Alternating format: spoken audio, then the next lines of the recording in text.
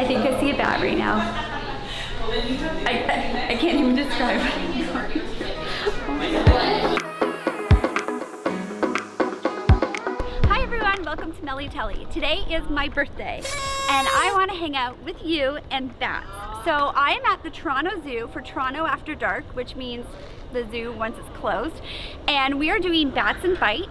I'm not really sure what that means. I think we're gonna have some appetizers, we're gonna have some drinks on the patio, we're gonna have a special guest speaker, maybe we'll meet a bat, and then we're gonna go searching for bats. What you probably don't know about me is that I'm a huge bat enthusiast. I love them. I think they're the cutest animal ever, really, but I don't know that much about them. So I'm here to learn about them, and I'm taking you along for the ride.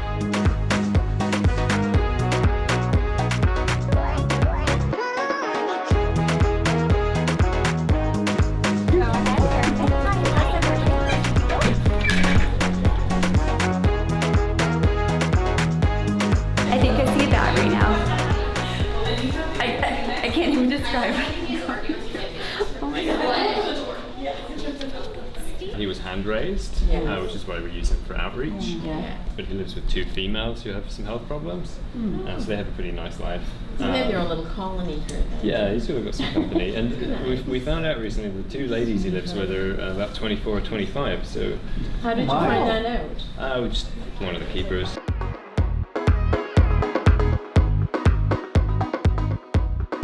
So yeah, he's pretty sort of happy sitting here on me. It is very interesting. He recognizes people, so I've handled him a fair bit and he seems pretty comfortable on me. So you're all aware, the plan for this evening is we're kind of here, we meet and greet Stevie, and then we've got the golf carts to shuttle you guys to the patio, so we kind of like going in small groups.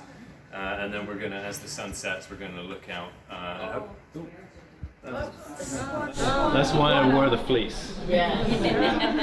Still got my trousers though. Yeah, we'll clean that up later.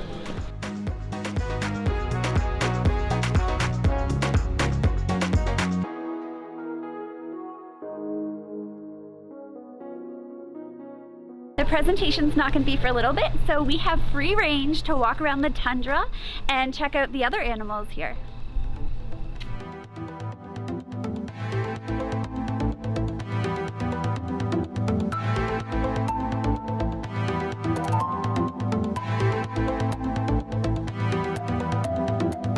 We are walking around the tundra and we just found this polar bear that's made out of recycling, but his butt is made out of a toilet lid. Pretty shitty situation. Oh, he's drinking water out of the spout and playing. He's so cute.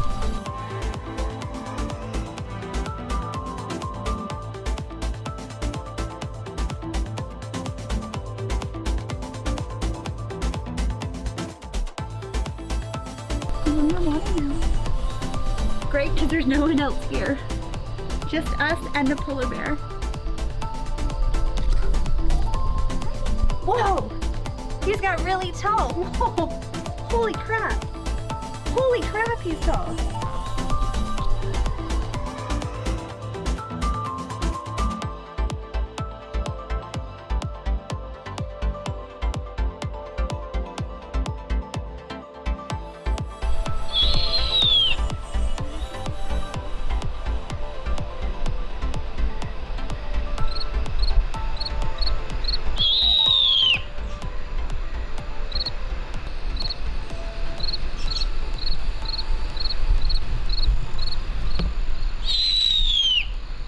He's so big. I think he's bigger than the one we met at Hawkeye. He's like massive. I think that sound means that he thinks I'm too close and doesn't want me here.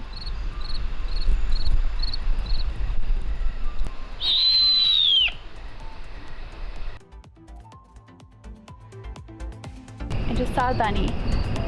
I don't want to move because I don't want to scare it.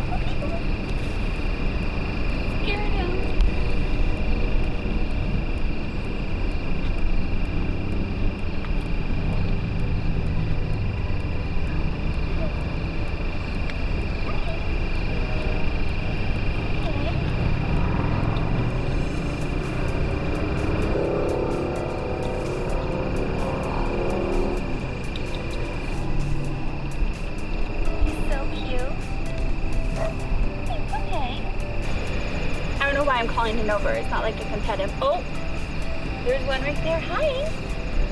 Oh, this one's curious. It's okay, little guy. Okay.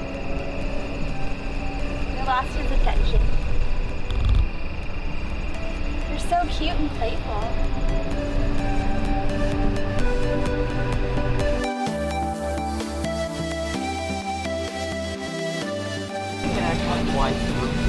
Yeah, so they detect the first layer and then they adjust and they don't realize that there's another set of string immediately behind it. So then they just kind of tumble off and they fall down. Well, good evening everyone.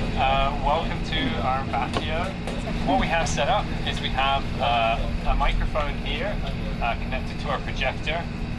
And this will show spectrograms for bats as they fly over. So once we get a good recording, we'll see a sort of high quality visualization of that sound. I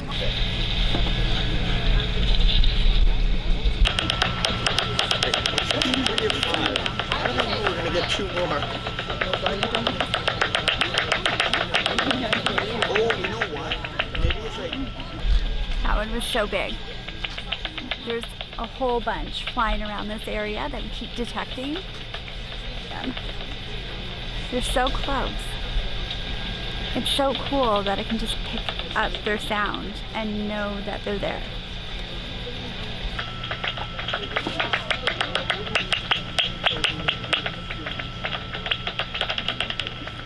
So what I'm going to do now is just going to give a little bit of a presentation, just go through, tell you a bit about the bats we have in Ontario, some of the issues they're facing, and the work we're doing to try and help them out.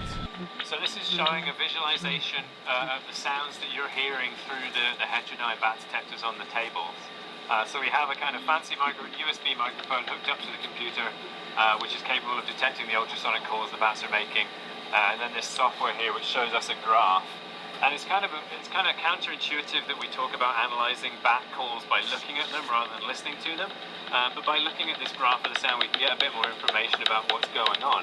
So this is, as it helpfully says at the top, the echolocation calls of one of the big brown bats that was flying over us a few minutes ago at 9:08.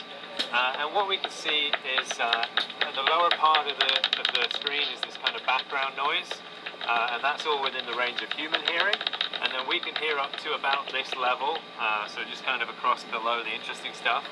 So that's the upper range of human hearing, 20 kilohertz, and then up closer about 30 kilohertz, we have the echolocation calls the bats are making. Does anyone want to hazard a guess or throw out a number for how many different species of bat there are living around the world? 1,200. 1,200, pretty good. Any advance? Well, 1,200 is a pretty good first guess, or first try. So there's actually slightly more than that. We keep finding more species, so we're actually made up to just about 1,400 species of bat to date. And then we have the smallest bat in the world, Kitty's hognose bat, the bumblebee bat. And you can see it here in sort of comparison to an adult thumb, and see how tiny that bat is. It lives in Thailand, and I'm not tricking you there, that's not a baby. That's a fully grown adult. The baby is even smaller and sort of sit comfortably there on the end of someone's finger. Video I made a number of years ago with a friend, and we rather cruelly put this moth on a string and hooked it up with this high-speed camera, and you can see this bat come in to investigate and then eat, make a snack of the moth. We wanted to do more videos, but we could only find one moth, and then the bat ate it on the first try.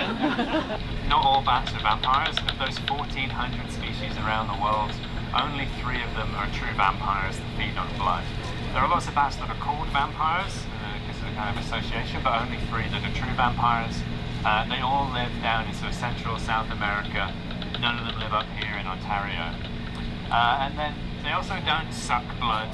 They don't sort of go around sticking their teeth in the necks of young maidens and sucking blood and doing that sort of thing. A vampire bat is a pretty interesting animal to be bitten by. It's not one I would advise, because there is certainly a strong rabies risk there, and there was vaccinated and got treatment afterwards. But apart from that aspect, it's a pretty cool animal to be bitten by, because for one thing, it doesn't hurt. So when a vampire bat is looking to feed, it goes up to an animal, one species on mammals, the others on birds, and it finds a spot where the blood is close to the surface, and that's why it has this kind of funky shapes on its face, and it has some interesting features there. It has heat sensors, so it finds a spot that's warm, which means there's blood close to the surface, and then it cuts out a little divot of skin with its two front teeth without really causing any distress or feeling to the animal. And I know that because the bat that bit me certainly bit me, but I didn't feel anything. And then the bats, instead of, they don't suck the blood up, they lick it up with their tongues. And I've got a picture of that if anyone doesn't like blood, you can look away. But they lick it up with their tongue. So I think it's very much like a kitten, just slightly different colours. But if you were colourblind, it would look much the same. So the hoary bat on the lower left is the largest bat in Ontario. Weighs about 30 grams, so a little bit more than a AA battery. And it can fly, as I say, all the way down to Mexico, which is a lot further than we could get anything to go on a AA battery.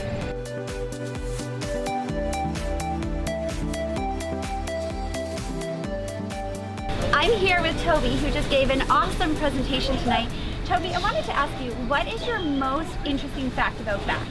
Well, I think the fact that shocks a lot of people is that bats can live for a really long time. Okay. So the bats that we saw flying around tonight, they can live sort of 30 or 40 years. Wow. I think the record is somewhere in the mid-40s, so these bats could be a lot older than I am for sure. That's crazy.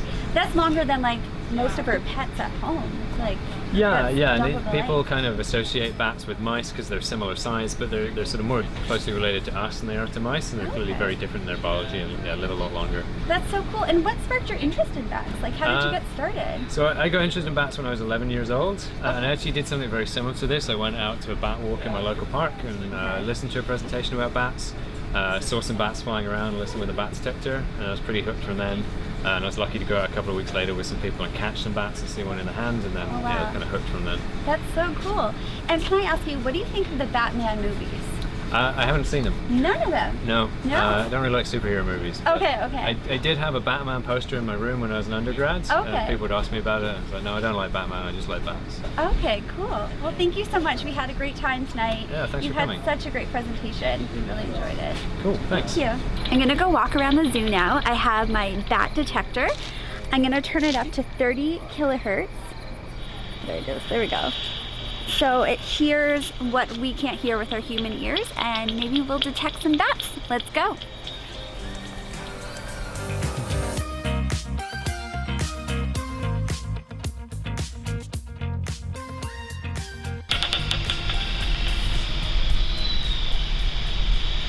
That was definitely a bat.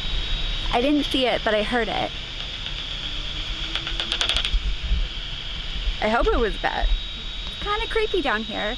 It's dark and cold, and there's a lot of bugs. I don't see the polar bear.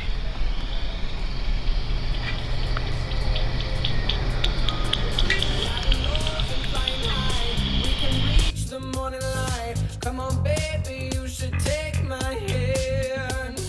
I got bottles, I got blues. Roll the dice, you'll never lose. Come on, baby, you should take my hand.